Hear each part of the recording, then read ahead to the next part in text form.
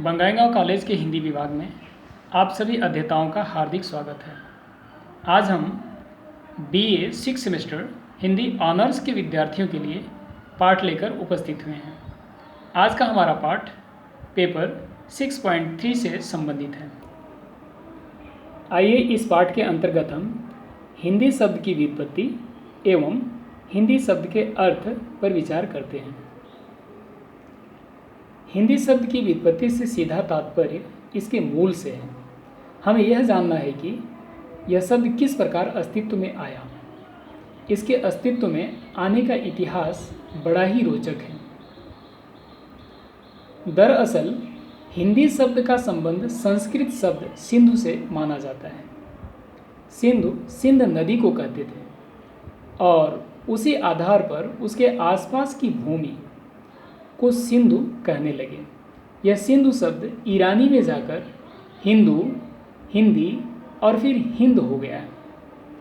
बाद में ईरानी धीरे धीरे भारत के अधिक भागों से परिचित होते गए और इस शब्द के अर्थ में विस्तार होता गया तथा हिंद शब्द पूरे भारत का वाचक हो गया।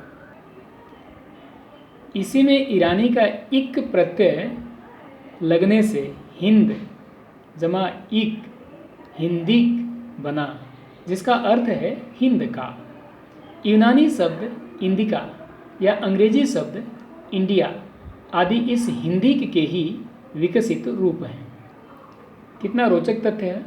स का उच्चारण ह होने के कारण सिंध से हिंद हो गया। प्रोफेसर महावीर शरण जैन ने अपने हिंदी एवं उर्दू का अद्वैत शीर्षक आलेख में हिंदी की व्युत्पत्ति पर विचार करते हुए कहा है कि ईरान की प्राचीन भाषा अवेस्ता में स ध्वनि नहीं बोली जाती थी। स को ह रूप में बोला जाता था। जैसे संस्कृत के असुर शब्द को वहाँ अहुर कहा जाता था। अफगानिस्तान के बाद सिंधु नदी के इस पार हिंदुस्तान के पूरे इलाके को प्राचीन फारसी साहित्य में भी हिंद, हिंदुस के नामों से पुकारा गया है तथा यहाँ की किसी भी वस्तु, भाषा, विचार को एडजेक्टिव के रूप में हिंदीक कहा गया है, जिसका मतलब है हिंद का।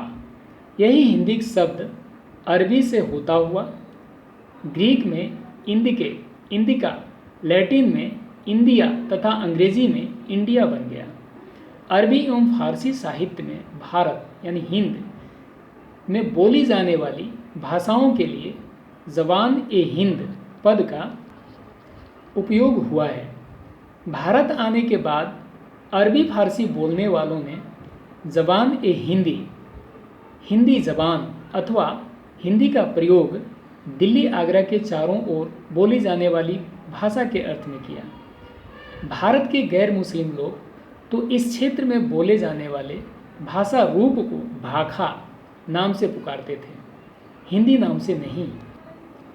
इस प्रकार एक ही मूल शब्द सिंधु का एक रूप सिंध पास के जनपद के लिए, दूसरा रूप हिंद पास के देश के लिए तथा तीसरा रूप हिंदू या हिंदू इस देश में बसने वाले लोगों के लिए व्यवहृत होने लगा।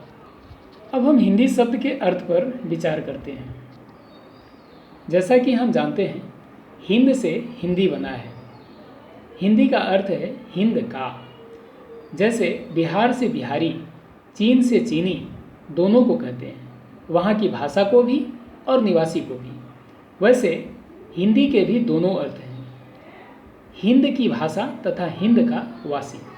परंतु जिस प्रकार हिंद के सभी लोग हिंदी कहलाते हैं, चाहे वे बिहारी हों या मद्रासी, हिंदू हों या मुसलमान, इस प्रकार हिंदी की सब भाषाएं हिंदी नहीं कहलाती। हिंदी शब्द हिंद की केवल एक भाषा के लिए रूढ़ हो गया है, जिसे हिंदी भाषा कहा जाता है। अन्य क्लास में हम इस विषय पर विस्तार से विचार करेंगे। धन्यवाद।